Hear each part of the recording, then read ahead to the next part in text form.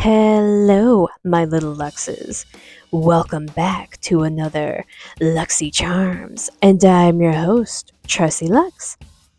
And today we are continuing on with my Masters of Horror series.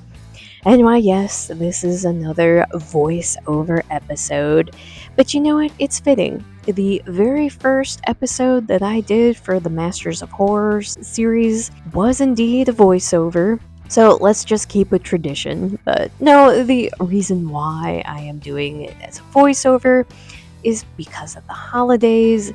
This just makes it to where I can keep up with my schedule while still getting things done for the holidays and seeing family and friends and running around all over the place.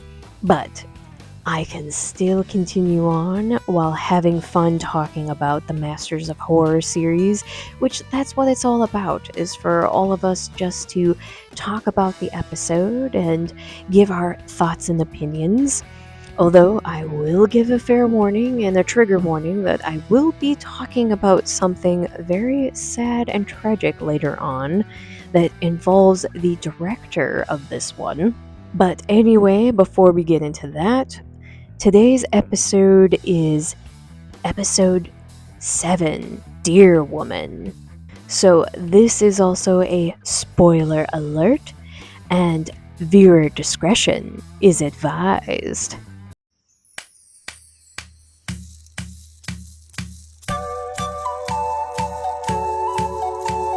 Each episode is done by a different director that is well known in the horror genre. So, Dear Woman is directed by John Landis.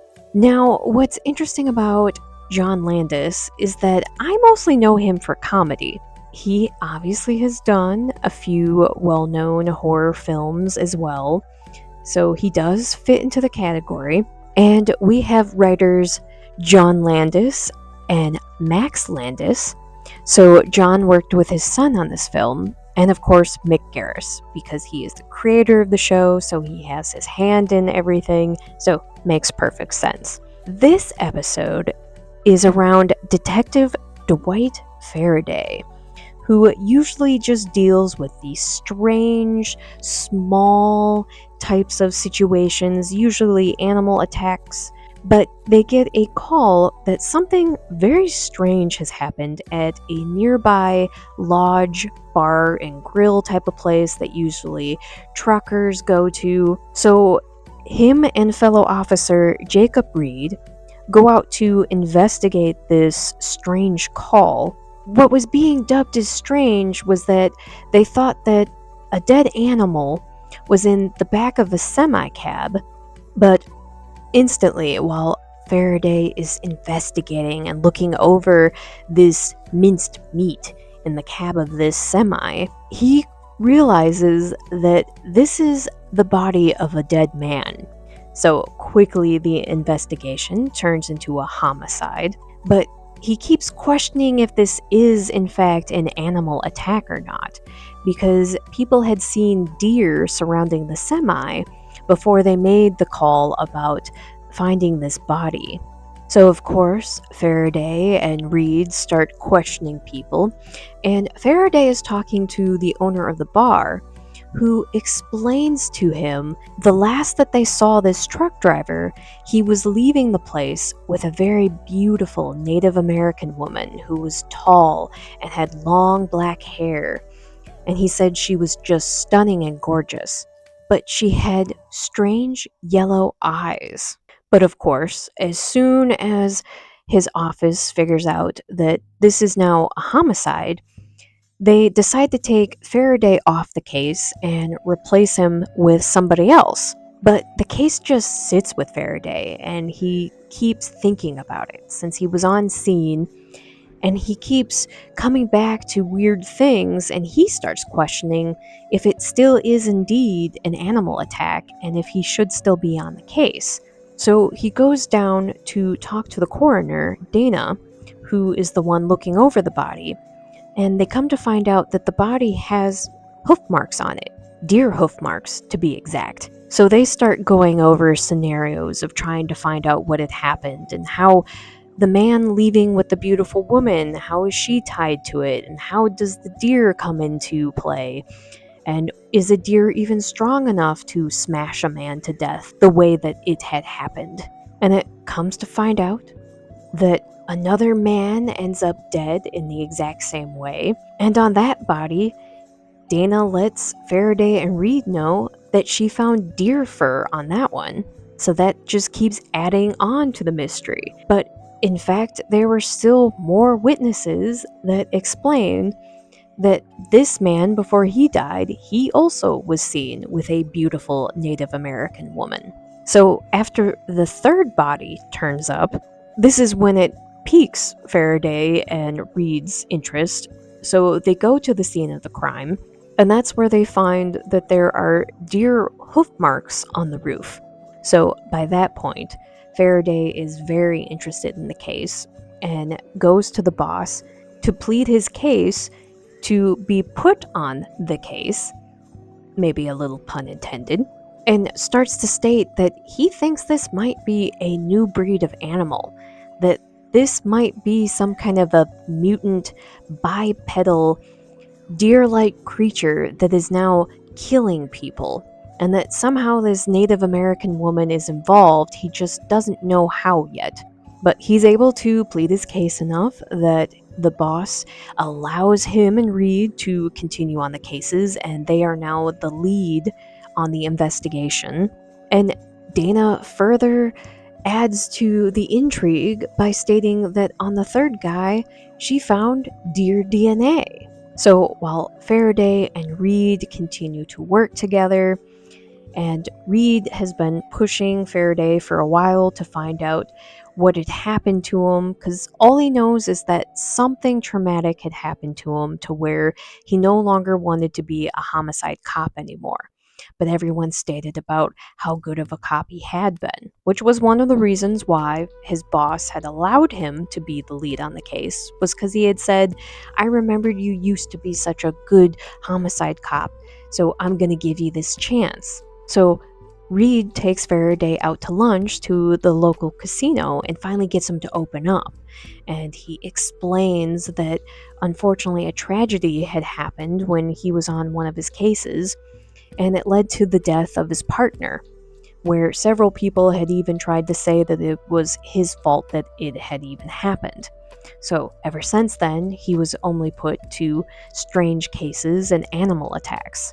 But it led to the next conversation while they were there having their lunch, and they started talking about a deer monster woman and trying to go through different scenarios. Well, the local manager overhears them and gets excited and says, "Oh yeah, you guys are talking about Deer Woman." So Faraday, interested in knowing what is Deer Woman, the manager explains to him the original Native American Deer Woman myth. And while he's telling him the story, Faraday's taking it very seriously, where the man explains it's just a story. But like I said, Faraday is more than open to the legend, so he decides he's going to travel back to the office, and he wanted to look into more information and see if he could find out more about the Deer Woman, and maybe if he's going off of something like that, he could find something more. But Reed decides that after his shift, he would much rather go to the casino, because he happened to see while they were on lunch that one person had won. So it piqued his interest to go back to the casino and to gamble himself. And wouldn't you know it, while he's at one of the tables and while he is making bets, the beautiful Native American woman that we know is the Deer Woman comes and stands beside him, and all of a sudden his luck changes and he starts winning every single time. So he starts picturing this woman as his good luck charm, and since he had that winning streak at the casino, he decides to take this beautiful, stunning woman back to his apartment with him.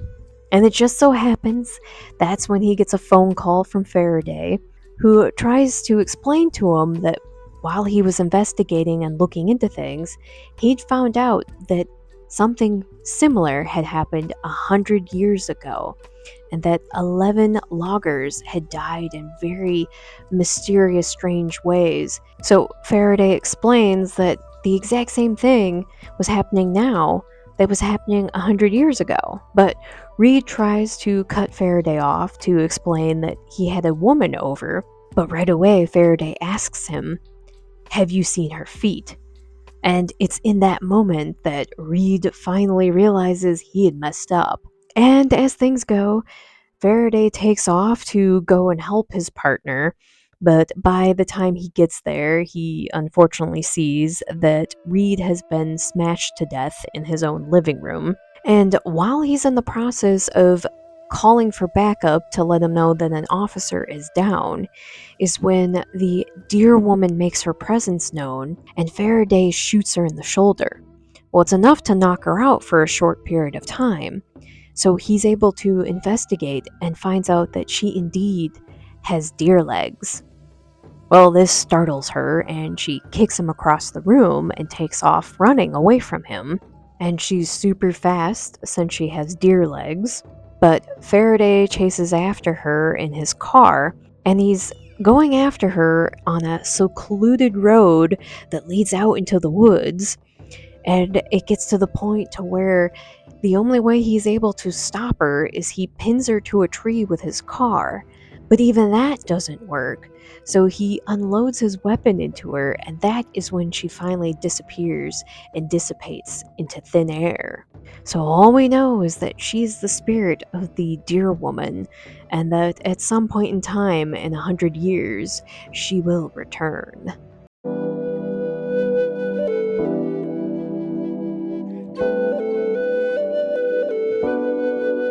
Now, for John Landis, especially for the fact that he's mostly known for comedies, because he's done National Lampoon's Animal House, the Kentucky Fried Movie, the Blues Brothers, Trading Places, but he is also known for some famous horror films like An American Werewolf in London, which is my favorite werewolf film.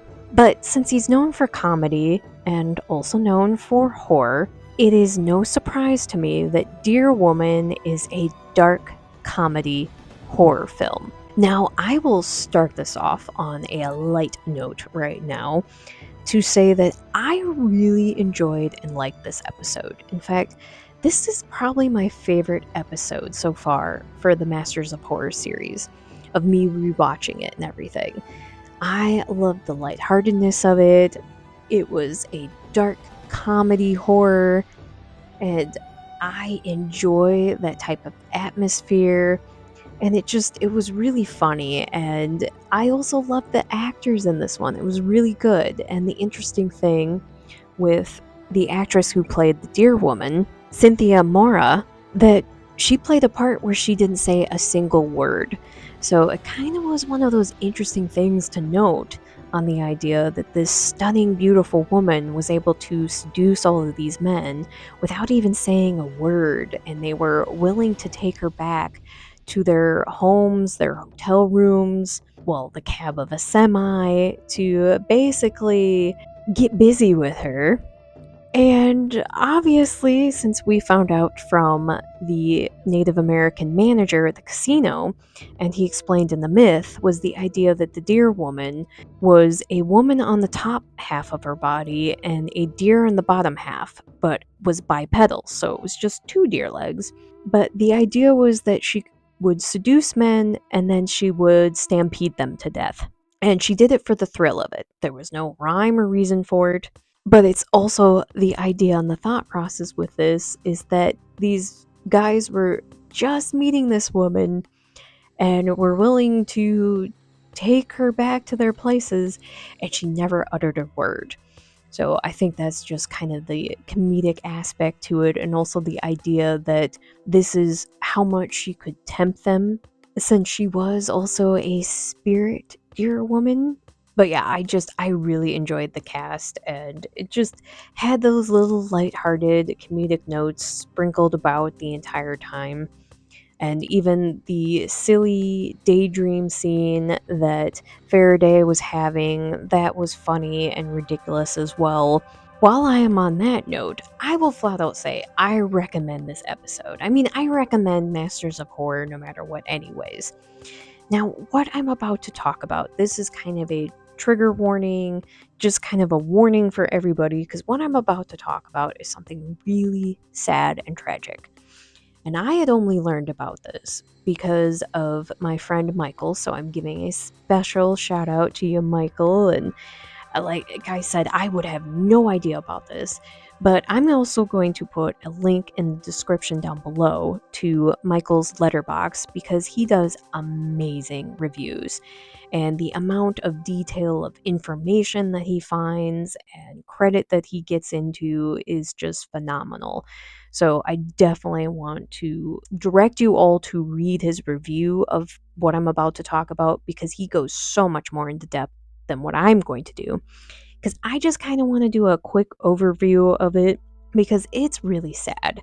So, giving that warning, so what had happened is that John Landis was a part of the Twilight Zone, the movie that came out in 1983. On his segment, tragedy happened on his set, and it unfortunately only happened because of the decisions he made. Because if he would have done the proper precautions, this wouldn't have happened. So, what had happened that during filming and for his segment, tragedy had struck on the morning of July 23rd, 1982, when a horrible accident happened on set.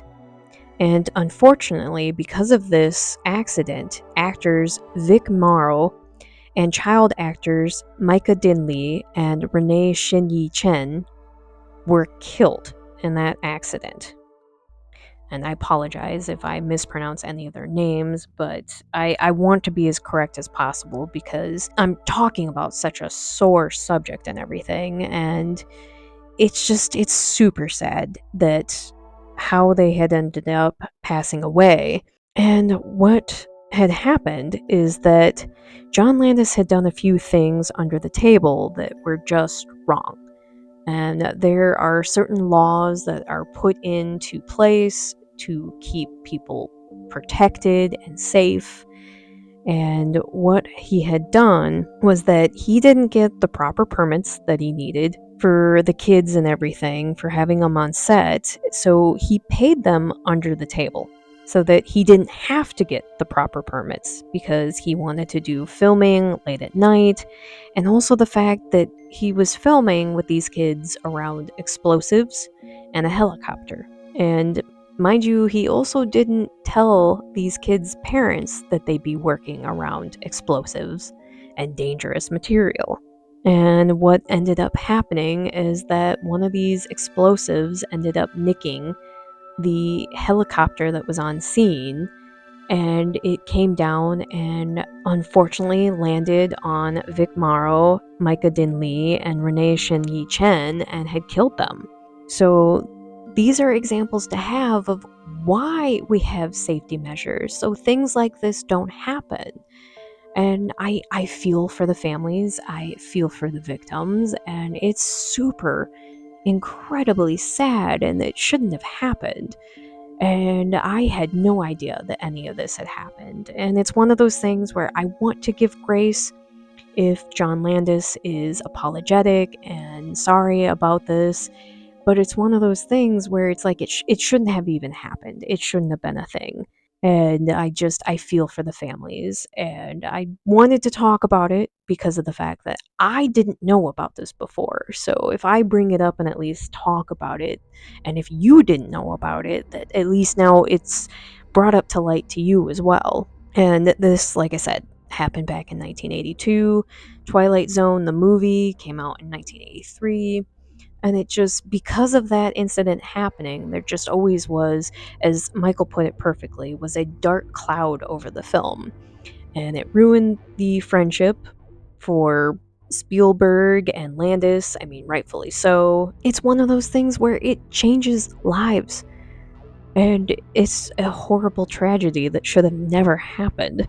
But yeah, like I said, one of those where I wanted to give that forewarning several times that I was about to talk about something really sad. It's one of those things that it also breaks my heart, because this is one of those examples in my head of hate the artist, love the art, because I go through the same dilemma when it comes to Jeepers Creepers because of Salva being a part of that project. And I love Jeepers Creepers, but I can't blame everyone on set. I can't blame the crew. I can't blame all the actors and actresses, because it's not their fault what the director did. And the director is a piece of shit. And it's one of those where it's going to happen with this one now too, where it's like I love so many of Landis's films, and like I said, even with this one, with Dear Woman, I really enjoyed this episode. This has been my favorite one so far. So, yeah, just something to keep in mind and everything. And this is also one of those other reasons why I want to talk about this kind of stuff, where I'm bringing up these kind of things to light and talking about trivia and talking about facts and information that happen, because things like this are important to bring up and talk about so that they don't happen ever again. So, on that sad note, I'm so sorry. Now we're going to let's just move it to the outro. And if you'd like to follow me on any of my other social medias, please, there will be a link in the description down below. And remember, I am the afterlife of the party, but I would love for you to join me in the afterlife of the party. And always remember to slay, subscribe, like, and always be yourself. And please, I would love for you to come and join me on my Patreon. And on the screen, you can see a shout out to all of my fellow Patreon members. Thank you so much for coming and being a part of the Luxie family. And a special shout out to my Ultimate Luxes. So thank you so much to Chris Bruner and to Bishop. Thank you for being an Ultimate Lux with me. And I want to end this on a note that I definitely want to have a moment to remember actors Vic Merrow, Micah Din Lee, and Renee Shin Yi Chen, and also thinking of their families, because I can't imagine going through something that horrific. But I do hope that all of you stay well, stay healthy, and definitely I hope you all have a happy new year.